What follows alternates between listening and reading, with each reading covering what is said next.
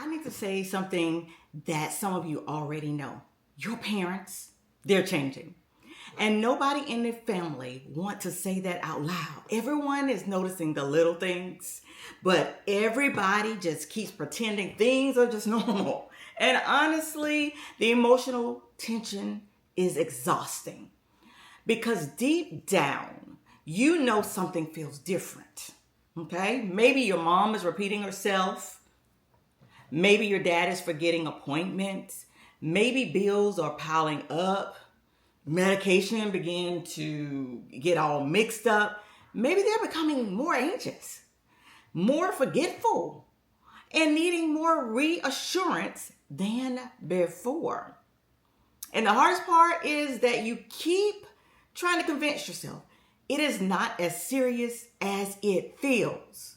For those of you who may not know me, I'm Dr. Joy, and I work closely with seniors and families navigating this season of life every single day. And one thing that I've learned is this. Families, they usually will notice changes long before emotionally accepting those changes. Because once you say it, something is changing. Once you say that, everything feels more real. And honestly, I think many of us stay in denial longer than we realize because we are not emotionally ready for the shift. Can we be honest? The noticer of the family has a very interesting job. You notice everything, you bring up everything, but nobody listens. Then 6 months later goes by, and then someone's going to say, I think mom might be having some problems. And you're standing there like, welcome to the party. We've been expecting you. Remember, in most cases, we are the adult children. I am an adult child. And I am having to deal with my parents as well. I think what makes this season so emotionally confusing is that your parent still feels like your parent, not the other way around. You still see the person who raised you, the person who handled everything, the person who made you feel safe growing up. And when little things begin to change and happen, it begins to worry us. Because now we're having to balance two realities at the same time. We are reversing roles. This is still your parent, of course, but they may also need more support than before. And that emotional contradiction can create guilt, frustration, sadness, and confusion, y'all. Even resentment sometimes. Especially when you're trying to manage your own life too. And let's be honest. A lot of us are part of the sandwich generation. That's me too. Can we be honest? I don't know who came up with the term sandwich generation, but they made it sound way more fun than it actually is. Nobody hears sandwich and think, oh, this must mean constant worry and everyone needing something from me at the same time. We're trying to manage careers and households and finances and children and relationships while also slowly becoming more responsible for our parents emotionally. That's a heavy shift. And I think many people in that type of role are functioning in survival mode without fully realizing how emotionally overwhelming they are becoming. Can we be honest? Some days I feel less like I'm a part of the sandwich generation and more like the mayonnaise on the sandwich. I'm just spread across everything: work, family, parents, responsibilities, everything. Because now you're checking in constantly with your parent, you're monitoring things, you're handling emergencies, you're thinking way ahead because you got all this other stuff going on in your life already. You're carrying worry in the background because now you see something is beginning to happen with your parent. And after a while, that emotional weight, it really catches up to us. Now, I also think families try to avoid hard conversations for way too long. I see it every day. When they usually get to me, they are already in a reactive state. Not proactive, not where pre-planning this could have been happening. They're reactive. They just want to get it done. Boom, boom, boom, boom, boom. Because remember, we are in the sandwich generation. I am too. Meaning that I got a whole bunch going on myself, and here are my parents over here, and I got to figure out them as well.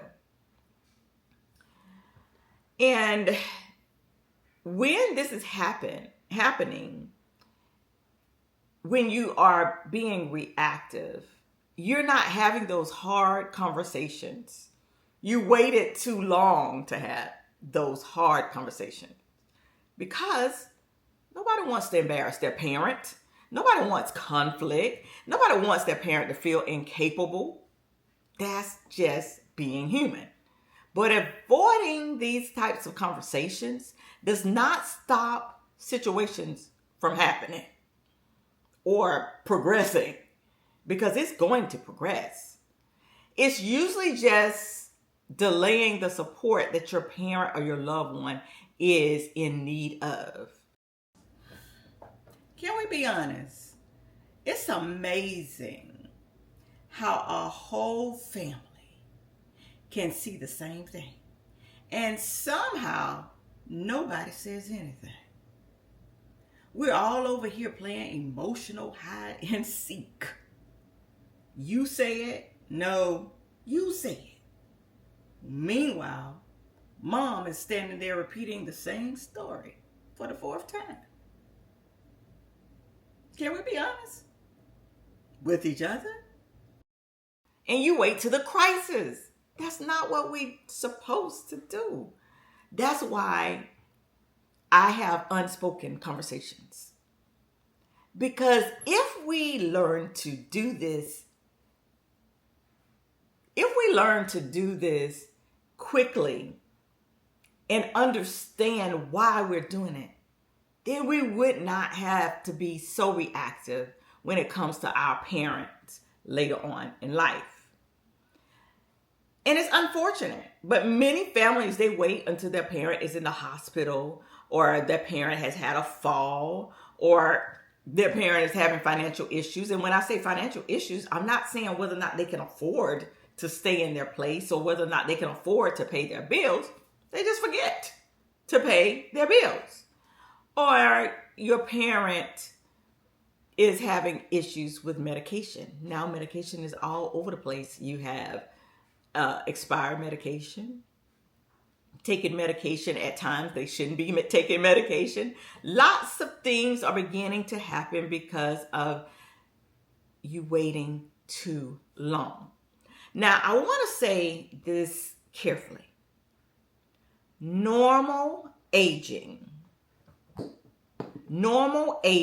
can include forgetfulness sometimes.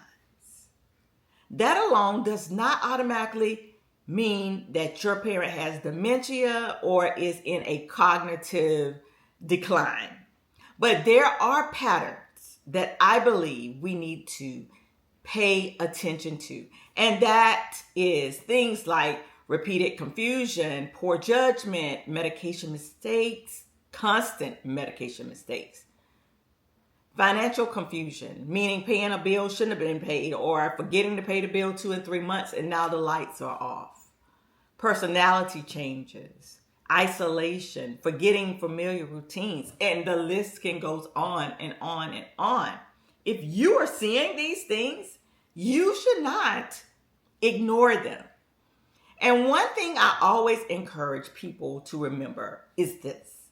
You do not need a full diagnosis from the doctor or from anyone before becoming more supportive and observing more when it comes to your parent or your loved one. Early conversations matter. Early planning matters. And approaching things with dignity matter. And honestly, I think one of the hardest parts about this season is realizing your parent may resist help. Yeah. They may resist it.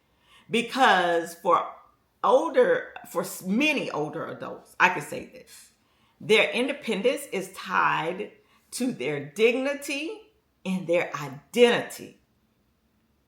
So when you see a concern, it's how you approach it, which will get you a better result instead of approaching it in the wrong way, which will get you the stubbornness that I see so many times in family meetings. But parents, when you start to even say sometimes things are wrong, they really feel like now they have a loss of control, that they have a loss of freedom and a loss of confidence. And that's emotional for everybody involved, not just us as adult children, but also the parent. So how you say something, what tone you use, it matters. Their dignity, it matters. You start to realize that your parent is becoming more vulnerable. You remember when you were vulnerable with your parent and how they took you in and loved on you and said everything is going to be okay. But now it's your turn. You take them in, love on them, and say everything is going to be okay with some support. Can we be honest? I don't know exactly when this happened, but at some point I became IT support, and I never applied for the position. I have to know passwords for the phones, for the TVs. I have to know how to work the printer. Somehow this became my responsibility. Can we be honest? From me, from my siblings, and from outside resources as well. And when seniors, I think that they're losing control, it's heartbreaking for them. It's heartbreaking for us as adult children, because now we see our parents in a state that we have never seen them before. They were strong and courageous and always that person that say, I got your back. But you know what? Now it's your turn to have their back. I think the conversations we avoid the most usually become the conversations we need the most. And avoiding reality like this, the subject we're talking about today, it doesn't protect your family. It doesn't protect your parent emotionally. What protects them is support. What protects them is planning and having honest conversations and being compassionate. And if you have been quietly carrying concerns for your parent or the person that you love or taking care of, while trying to hold it down with everything else that you got going on. I just want you to know that you are not alone. I am Dr. Joy, and this has been Unspoken Conversations. Unspoken Conversations with Dr. Joy.